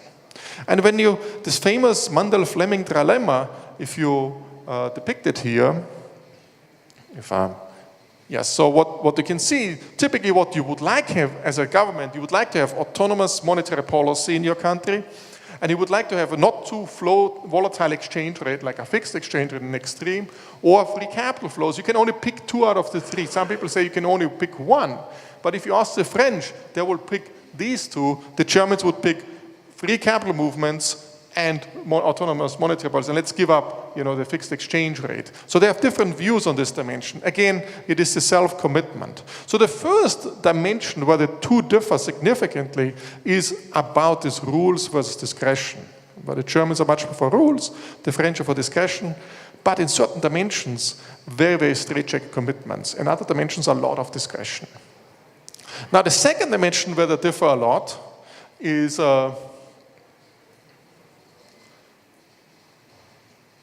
still haven't figured out which way to point. Okay, is solidarity versus liability principle. It comes out of the German philosophy, the ordoliberalism philosophy, that whoever is in charge of something is liable for it. You're responsible when you're in charge. You cannot separate the two things.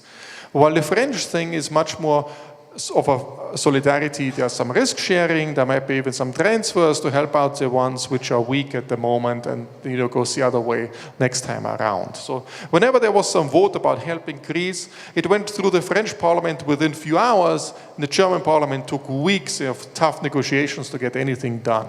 So essentially, in terms of fiscal union, the French are very open.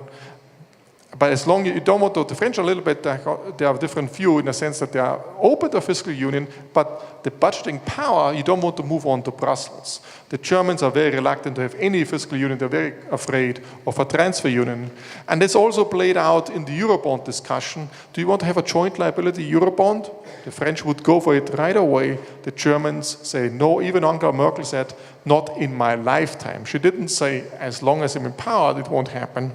She said, not in my lifetime, there will be a Eurobond with joint liability. So the second dimension is how much the solidarity versus this liability principle or this responsibility. If you're in charge of something, if you can decide, you're also liable and you have to stand for it. The third dimension is essentially about liquidity versus solvency.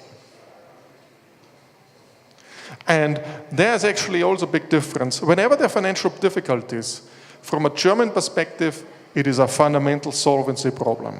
And if you put more money in, you just throw good money after bad. Okay, it's just wasted money. You fundamentally have to restructure the whole thing, or you have to do structural reforms and all this. That's always the German philosophy. The French philosophy is that, oh, it's just a liquidity problem. It's a temporary liquidity problem. All what it takes is a big bazooka. Okay, this name, big bazooka, came up all the time. And the idea is essentially, you have, for example, multiple equilibrium. Let me do a little bit of economics here. Let's suppose you have a supply function and an inverted S-shaped demand function, and you have different equilibria. You have a bad equilibrium with a low price and a high equilibrium with a high price, a good equilibrium. And all what it takes is to just say, okay, we want to jump back to the good equilibrium. It takes all to have €1 trillion or $1 billion there and show your strength as a central bank or whoever is providing the strength, and you will jump back to the good equilibrium. And at the end of the day, you don't have to use any single euro because you just have to show your strength and you jump back to the good equilibrium. The Germans saying that's all, voodoo economics. This wouldn't work. But if you have this multiple equilibrium story, that's what the French think, then actually it would work. And if you think about Mario Draghi's speech in the summer of 2012, he said whatever it takes, the ECB will do to save the euro. And actually, this speech made a huge difference. And how many euros did he spend on this program, which was then announced 3 months later? Not a single euro. Nothing was spent on it. Okay, it was just announced, and it had a big impact. So one setting essentially is this multiple equilibrium. There's another liquidity story. Oops! Now I switched off everything. Did I do this? Okay. It's back in business. Another story is the amplification of liquidity spirals story, where the inverted demand curve, this inverted S, is actually less pronounced. It's a little bit more like a script S or an integral. And here you see, if I shift the demand a little bit out, the equilibrium will move from this low to very much higher.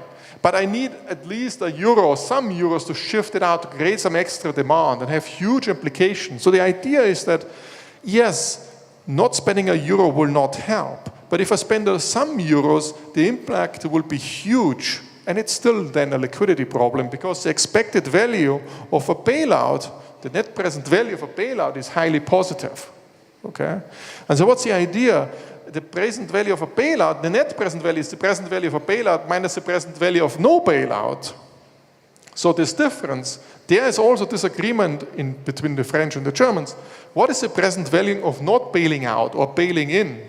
The French would say, if you don't bail out, there will be huge systemic risk, and a little problem in some country will destroy all of Europe. Systemic risk, spillovers, contagion, everything will happen. The Germans say, you're totally overplaying this spillover story. And this really played out during the Cyprus crisis in the spring of 2013, where there was a big debate, I still remember from the German finance ministry saying, if Cyprus is systemic, where most of the funding comes from Russian oligarchs and it's black money, if this is systemic, then everything is systemic, and this famous no bailout rule in the Maastricht Treaty can be forgotten. Okay, that's essentially where there's this disagreement. And what happened in the spring of 2013, it happened to a powerful shift away from a bailout philosophy, which was in the early phase of the crisis, to a bail-in philosophy. You bail in banks, debt holders will suffer, and all this, not always the taxpayer coming in. There was a big shift to that. And finally, the fourth dimension I would like to mention is a very traditional one. You have this interventionistic Keynesian stimulus philosophy. Where said, oh, you know, you're facing a zero lower bound, you have to do some fiscal policy, get away from austerity and intervene, versus you have the more fundamental reform austerity philosophy. And there's some disagreement. When should you do reforms? And most economic models, they tell us you should do reforms in good times, because in good times there's a lot of growth, a lot of winners, and they can do reforms. And in bad times, if you do reforms, you cause a lot of uncertainty, uneasiness, you depress demand because you cause precautionary savings, uncertainty and all that. Everybody wants to save more. And that's not what you need. You need more demand, especially in bad times when demand is depressed as well. But the Germans say, yeah, this might be all good, a good story, but have you considered the politics? What about the politics? You can only push through reforms in actually bad times. You have to use the crisis to push the structural reforms through. In good times, no reforms will go through, because you can't really signal credibly to the population that these reforms are really needed to make a difference. So the philosophy is very different. The French view is focused very much on economic arguments, while the German view is very much focused on the politics and saying, when can you do it and push it through? And they come to very different conclusions when to do the structural reforms. Markus, is it possible to take the last point and then you can wrap up anything else in the discussion, if that's okay? Yeah, I will do that.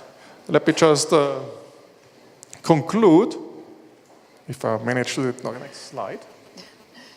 Multitasking. Or let me just make one more point and then I conclude. So you might say, you know, this difference in philosophies are quite fundamental. They're actually very different between France and Germany.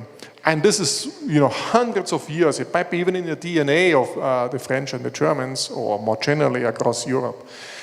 But if you think about back, it's actually not the case. Laissez-faire, not intervention, market approach. Laissez-faire is a French word. The big liberal thinkers were French in the 19th century. Think about Sainz, Pasteur, and all these guys. They're all French. And the Germans were very much interventionistic approaches. Big industrial policies of the German Empire was founded in 1871 and so forth. So essentially, there was a change in philosophy, and the big question is, why did it change? So one reason why it changed, of course, in Germany you had the Nazi Germany, and there was very much a lot of state intervention, and there was a tendency after the Nazis that you want to get rid of this arbitrariness the government can have. The government has to be restrained through rules, and this order-liberalist school, which has always restraining the government through rules, became very popular, and then it became the economic miracle after the Second World War, and essentially this made this philosophy very powerful in Germany. In France, it was the other way around. They had deflation in the 1930s. They had austerity measures in the 1930s, and that was argued led them to become vulnerable against the German attack in 1940. They were just overrun by the German troops, and they said, oh, this was because of your austerity measures. And at that time, austerity meant very much cutting back on military expenditures, because the biggest part of the budget was military expenditures. And this was blamed against the austerity, and then there was a swing towards more planning and more interventionistic approach. Let me just say, what we draw from this, the lesson we draw from this is that these differences in economic philosophies are not cast in stone. They are flexible. If something dramatic happens, people rethink. And that's why I think it's also hopeful that there will be some rethinking across Europe to come a more common economic philosophy where both sides can agree. And that's actually missing and is needed, especially after the German election on Sunday with Macron.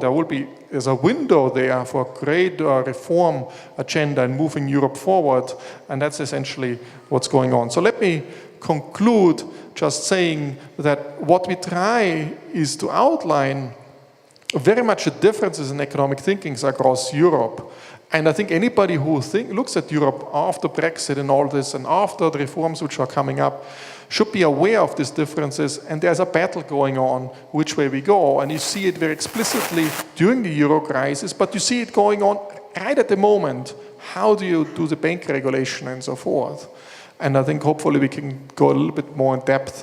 What are the potential reform agendas you can push forward in the discussion? Thanks.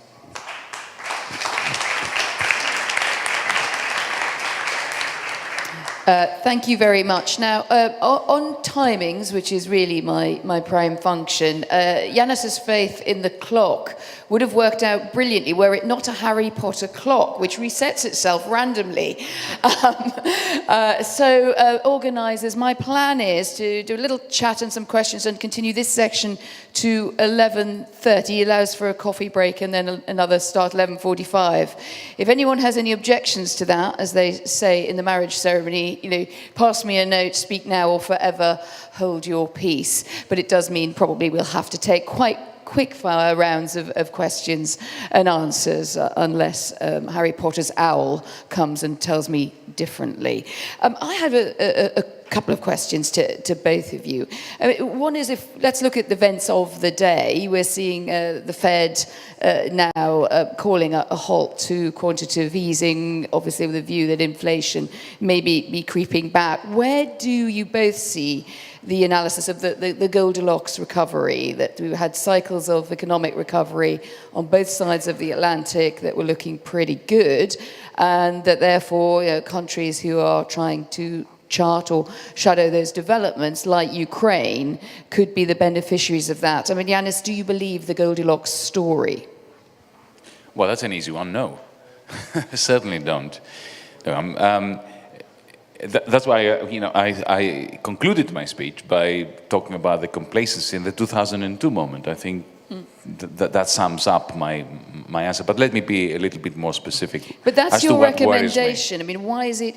What makes you think that it's right, as opposed to just your preference? Sure, I was coming to that. First, the European Union, our recovery, where it happens, take Spain. Take Spain. If you look at the composition of aggregate demand and the increase in aggregate demand, which has been substantial in the last 15 months, most of it is fueled by private debt, most of it unsecured, and most of the economic activity which is fueled by it is in all the sectors that gave rise to the big crash in 2010. That is not a reason to be jubilant, it's a reason to be very worried because we're repeating the same mistakes. If you look at Italy versus Germany, for instance, because, Greece is too small to bother for those of you who are not Greek.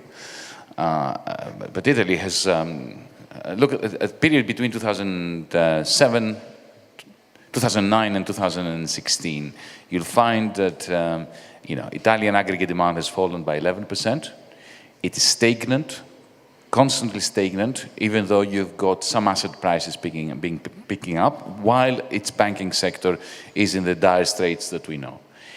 The imbalances, macroeconomic and macrofinancial imbalances within the Eurozone, in my estimation, are getting worse. If I were German, I would be very worried about the fact that the surplus is stably, in the red, above 9.5%, primarily because as a prudent German, I would worry about the fact that the macro situation is forcing me to invest my savings in economies which I do not control and which are creating bubbles or which are being prone to recessionary bouts. But more generally, look, what has really given us a boost since 2014?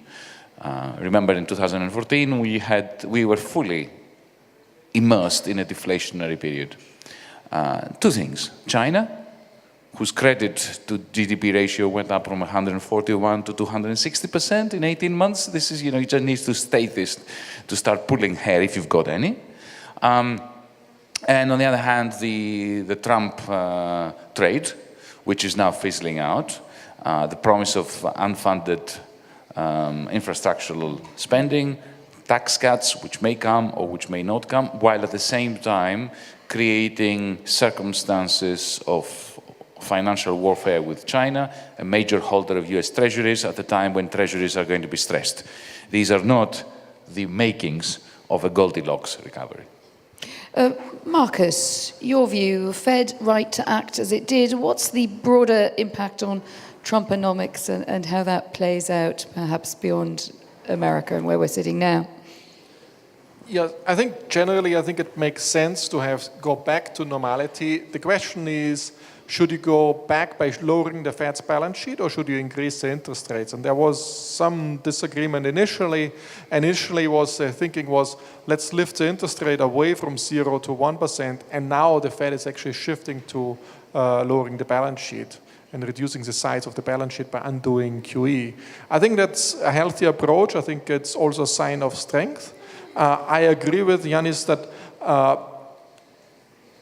the whole recovery is still fragile, but I think it's also useful to go back to normality in order to consider also financial instability issues. Because when you have this low interest rate, what's going on is that a lot of these firms, and Yanis mentioned this before, they issue a lot of long-term bonds and then they buy back their shares. So essentially their leverage ratio is going up significantly, which then fuels further fragility. And then one has to be concerned about this, high leverage ratios going on and just issuing bonds in order to buy back some shares. In general, coming back to the European Union, I think the recovery is very fragile as well in Europe especially, but it's also a strong recovery and it's very encouraging. Nobody would have expected this 1 year ago, how well it is going. I disagree a little bit. I think France, Spain and Ireland, for example, are doing phenomenally well. I think it's what we had before the crisis. We had no productivity growth. We had a lot of investment in real estate, but very low productivity growth. The TFP, total factor productivity, was not growing. What you see now is actually productivity growth is picking up and is doing much better in Spain. You also see that tourism is doing better. Exports out of Spain is doing very well. So, and same is true in Ireland. And even in Italy, what you see, some growth is coming back, and that's extremely helpful for their banks. But you have a lot of non-performing loans, and the non-performing loans could bring the banking system further down. If you have some growth, at least some little growth coming back, it will stabilize the situation in Italy. Of course, the situation is not great, but if you just give you some numbers, the unemployment rate in Spain came down by 9 percentage points. It's still high. I think it was 27% and came down to 18%. It's still high, but it is quite a reduction of unemployment. I think that's, one should also focus on the positive sides here, and it was also mentioned in the opening statement. Let's also focus on the positive side. But I agree, it's still fragile, it's still early on, but has to be careful not to overstretch this. But overall, I think it's quite a hopeful situation we are in. And it's also a phenomenon that we have essentially low inflation. Everybody says, oh, low inflation is so bad, but the central banks can do a lot without cranking up inflation. Imagine a situation like in the 70s, whenever you have no room as a central bank because you would immediately stir up inflation. At the moment, we don't have this problem. So that's actually a good situation to be in from this perspective. Let's take a couple of questions if anyone has been so moved to ask them. I would love to know really how both of you perhaps taking all on board how, if you're in the position of Ukraine or you're an aspirant member of the EU or you are in some way affected by the Eurozone without being in it, what your policy should be. So maybe keep that in your minds. Who'd like to ask a question? Oh, great. I'll take the question here. Thank you. Thank you. Tim Ash from Blue Bay Asset Management in London. I guess it's a question for Yanis. In the end, is the experience from Greece a simple one, which is essentially that a single exchange rate doesn't fit all, especially when attitudes to credit are very different? I mean, I guess if you look at Germany and Greek consumers, they're very different in their willingness to take on credit and the relationship with the interest rate. I mean, in the end, do you believe in the single currency itself? It's a pretty fundamental question.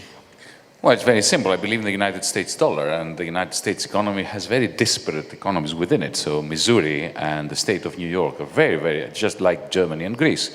But they have the federal structures, the the institutions which are necessary in order to make the single currency a good idea. In Europe, we don't. That, I think, is the long and the short of it. So, Markus, do you want a quick word on that? I suppose one argument then is Angela Merkel's pro-integration move. That would solve the problem, except it's politically very difficult. That's correct. But I think there's some... so let me just add another example. If you look, for example, in India, it's also the case. You know, in the countryside, it's so different from the cities. It's dramatically different. Nevertheless, you have the same currency and the same interest rate, and it works well. So you need a certain institutional arrangement to stabilize the European Union or any currency union.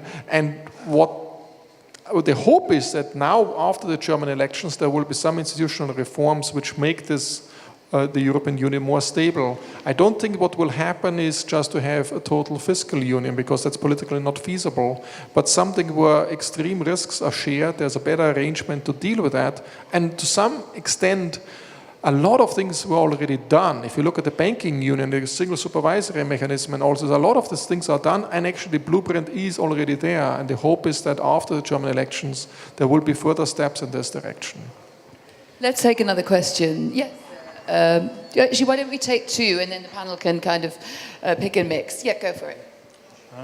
Thank you. Yuri Prozorov, President of Ukrainian Society of Financial Analysts. I have two questions for Yanis and for Markus. Several years ago, in a previous conference of ICU in Kyiv, we have a big discussion about Brexit with Professor Nouriel Roubini and Governor Gontareva, head of the ICU in that time. And we have a conclusion, new drachma is not end of Eurozone, but new Deutschmark will be end of Eurozone.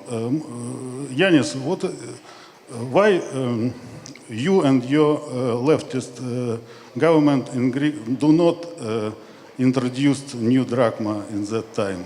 You have no banknotes on coins, or Brussels power very high.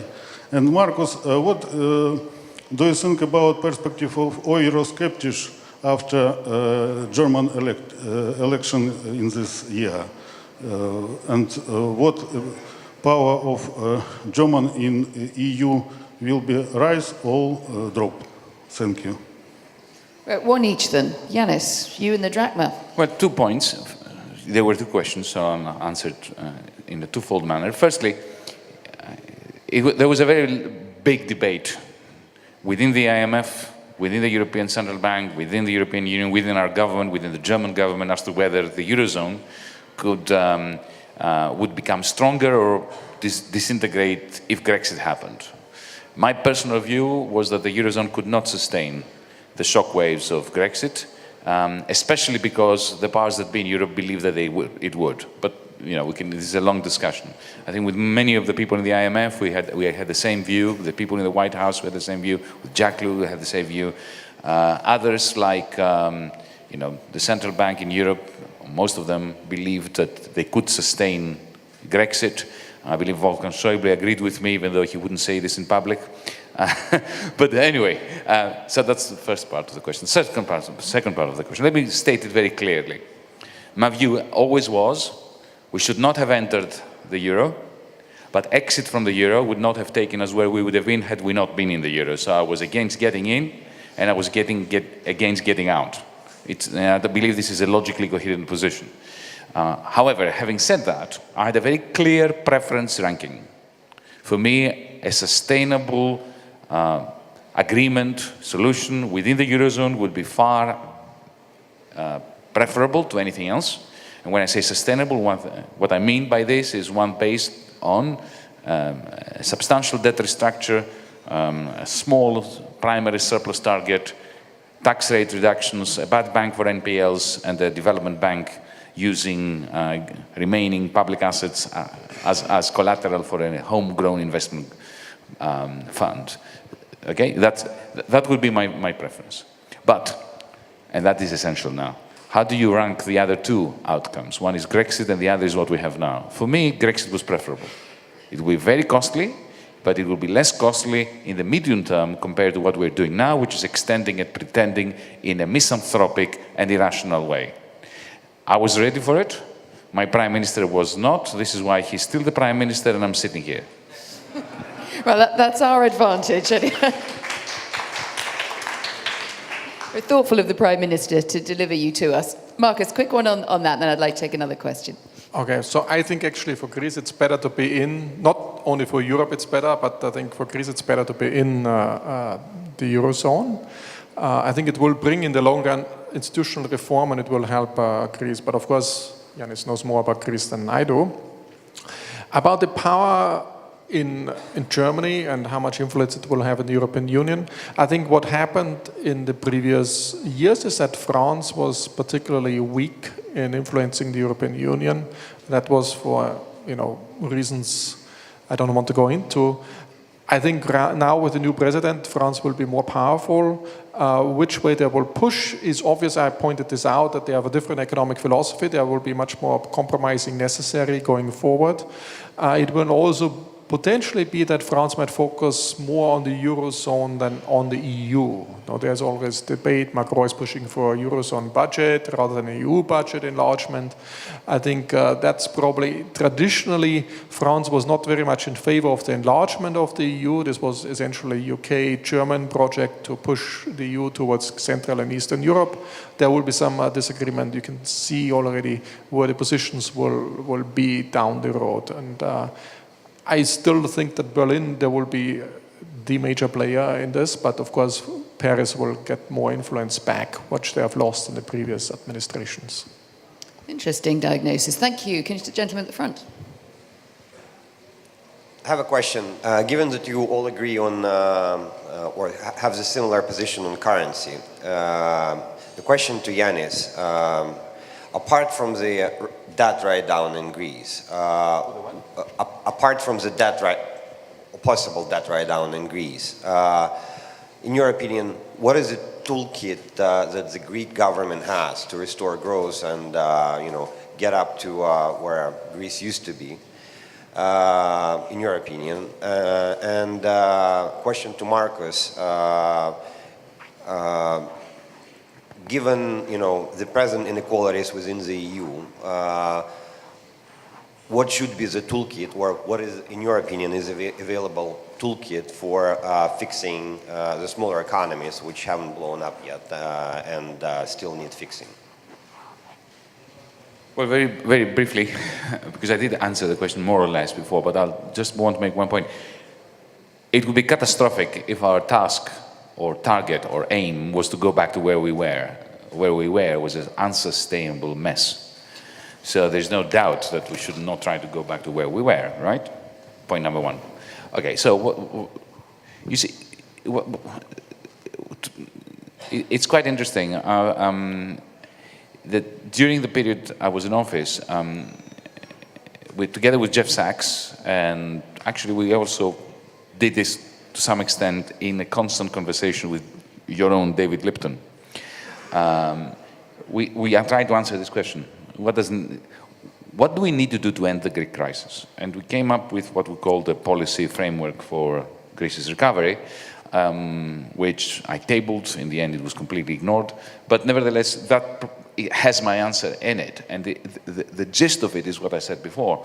The debt restructure is necessary, not as an end in itself, but in order to be allowed to have primary targets that are doable, credible, and consistent with reductions in corporate tax rates, in VAT and income tax rates, to create the shock of optimism which is necessary, and the environment that will allow Greece is now like a compressed spring ready to bounce back. I mean, asset prices are so dirt cheap that if we had this simple announcement effect, it would be enough to get going. On top of that, we need major product market reform. We have vicious oligopolies when it comes to supermarkets, when it comes to supply chains, and of course public administration changes. Before we end, and I'd like an opportunity, not now, but just before we end, to comment on some of the things that Markus was saying about France and Germany in terms of their mindset. I thought that was also fascinating. Let's make that our wrap-up point. Markus, you do the question. Yes. We might squidge one more in, and then I think we should just have one look at that before we break. Off you go, Markus. About the Greek debt restructuring, I just want to emphasize there are two ways to do Greek restructuring. One is just to get, cut it and do a haircut, but the other way is just to stretch it, essentially. Say there's very low interest rate and you pay back in 100 years, and essentially net present value, it's another way of doing debt restructuring. The big difference is, do you want that Greece goes back to the private capital market and gets into private debt again? Then you do the former. If you don't want that, you do the latter. And I think the Germans are probably pushing for the latter. In terms of growth, I think the big mistake we made, we have these cohesion funds in the European Union, all this in order to bring the other countries up to speed.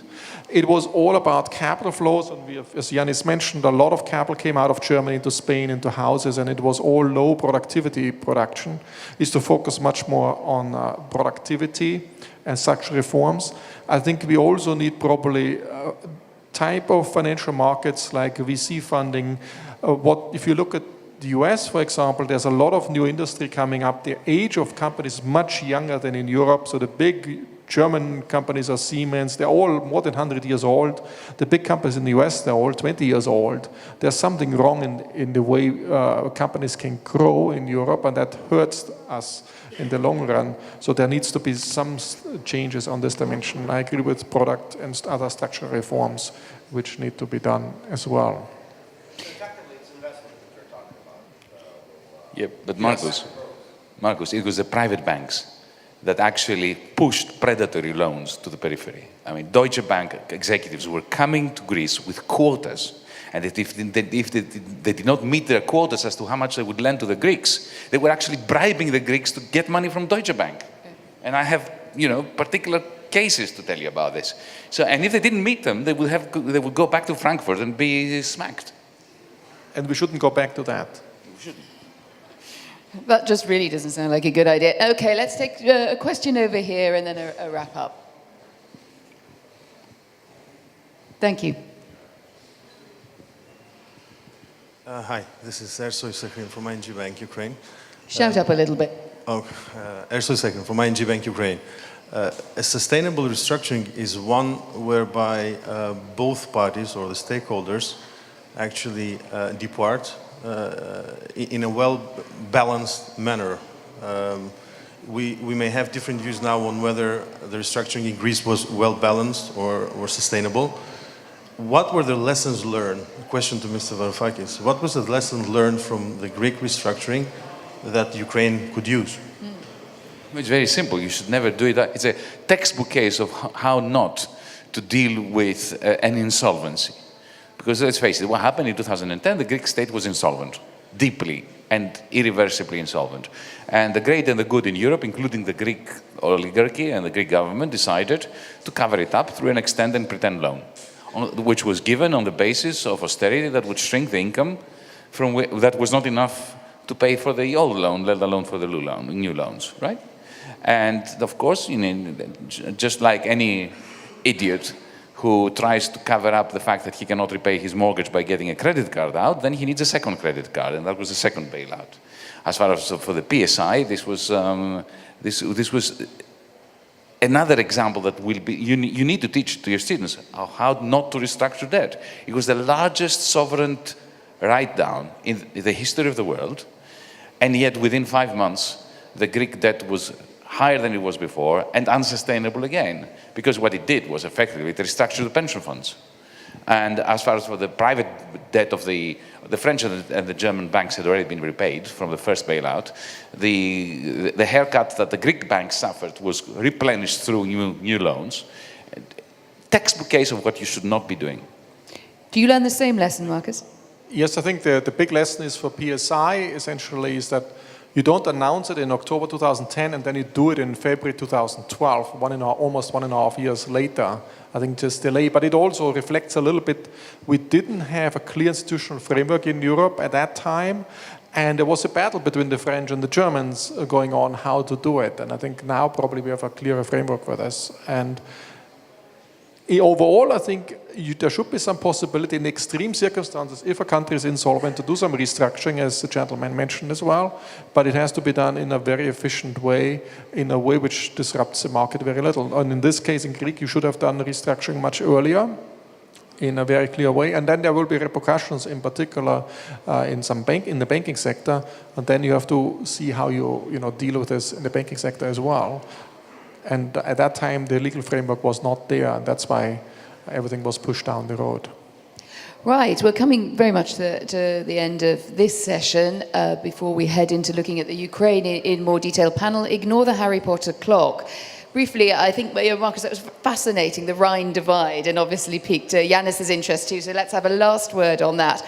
I wanted to know, as a foreign correspondent who'd worked in both those countries, how much you thought these attitudes were cultural as well as economically grounded, and therefore how much you think they're mutable, changeable, or do they lie deep in the psyche of the countries? I think Yanis also has a challenge, but what do you think on my point? Yanis, you do your point as well, and then yes, I want to make the point. Culture is everything, but we overemphasize it, and this is where I wanted to take Markus to task about the differences between the French and the German mindset. For a start, look, the difference in attitude in 2010 between the French and the Germans regarding the banks had to do, in my view, with a very, very simple fact. The French banks were far, far more exposed to peripheral sovereign debt than the German banks. Lagarde at the time, who was the Minister of Finance at the time, was facing a situation where the three major French banks were exposed to the tune of 54% of French GDP to sovereign peripheral debt. If the Greek one was allowed to go off, then the chain reaction would have effectively ensured that she would have to tax every household in France 20,000 euros just to bail out the banks, whereas the Germans were not like that. So this is why that was the difference. It was not a philosophical difference. More generally speaking, this solidarity versus liability, this is all to some extent true. But allow me to say that the profound difference between the French mindset and the German mindset comes from the fact that Germany is a surplus country and France is a structurally deficit country.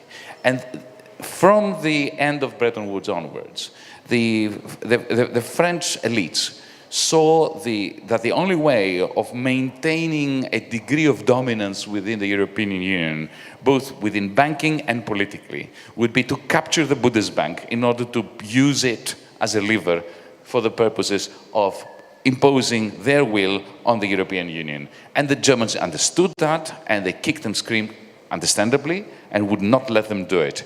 And in the end, look, think of Jacques Delors, and I'll finish there. Jacques Delors was the French finance minister who, for a couple of years after the victory of Mitterrand, tried out Keynesianism and a kind of social democratic experiment in France, which was completely snuffed out by the financial markets. And then what happened was he developed this very clear policy of using a hard franc policy to lure Bonn at the time, Berlin later, into a monetary union that would be used in order to project French policies throughout the rest of the European Union. And the Bundesbank made sure that every time the French reached or overreached, they would be smacked, and they keep doing it to this very day. This is the cause of the clash between this holy war almost between Berlin and Paris. It's got nothing to do with philosophies. You are right. The French political economists were far more neoliberal or liberal than the Germans ever were. Markus, last word. Okay, let me just disagree and agree at the same time. So I think it's not only difference in ideology, which is things. I agree with that. Interests matter a lot as well. So, but there's an interplay. Whenever you look at your interests, you look at it through the lens of your ideology. You have a model, you have something, and you might have similar positions, you might come to different conclusions because your ideology is different. And of course, there's the power play going on and the different French and German interests at play as well.